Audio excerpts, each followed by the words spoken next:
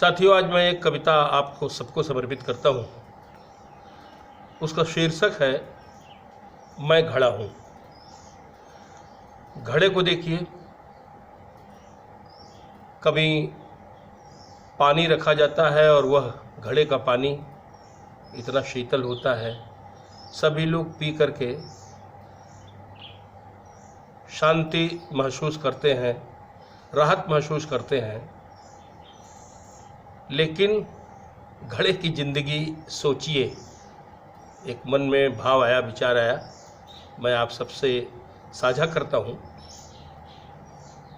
घड़ा कभी एक ज़माना था जब कुएं से पानी निकाला जाता था तो रस्सी गले में बांध करके घड़े के और कुएं में नीचे ढीला जाता था और घड़ा जो है पानी भर करके और फिर निकाला जाता था उसको। घड़ा कुएं में भी जाता था हमारे लिए, आपके लिए, और पानी लाता था हमारे लिए, आपके लिए। उसके गले में रस्सी भी बांधी जाती थी हमारे और आपके सुख शांति के लिए। तो कविता का शीर्षक है मैं घड़ा हूँ। आप देखें ध्यान से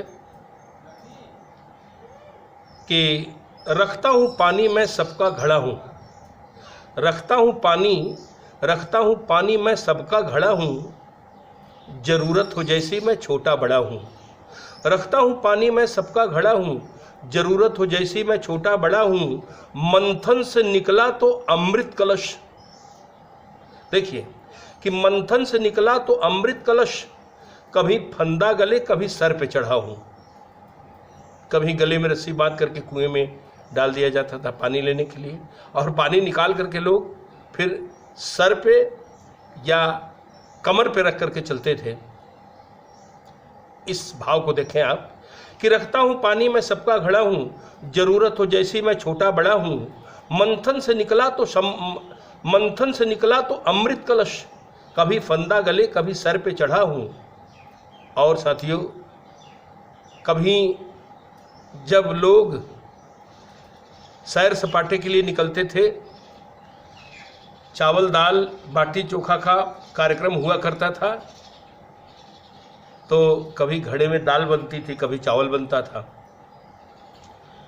और एक पुरानी कहावत है कि आदमी दुकड़े की हड्डियाँ लेता है तो ठोक करके लेता है, यानी उसकी कीमत दुकड़े की हड्डियाँ। दुकड़े की हड्डियाँ शब्द से, दुकड़े शब्द से आप ये जान लीजिए कि बड़ा हेयपन सामने आता है। और उस समय जब दुकड़े की हड्डियाँ आदमी कहता है तो घड़े को बड़ा हेय दृष्टि से देखता है। और एक बात जान लीजिए कि खाना खा करके जब लोग इधर से उधर चले जाते थे तो कुत्ते भी आसपास मंडराते थे और लड़ते थे उसी घड़े के लिए।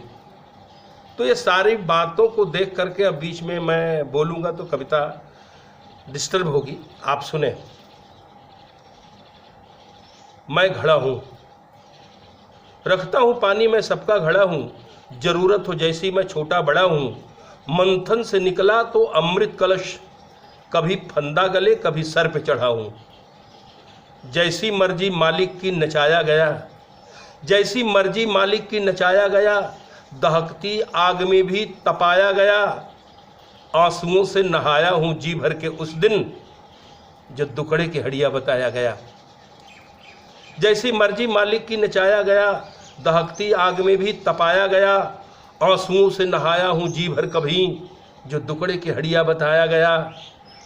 बता दे कोई भी किसको लूटा हूँ मैं, बता दे कोई भी किसको लूटा हूँ मैं, लुटा कर भी किस्मत का फूटा हूँ मैं।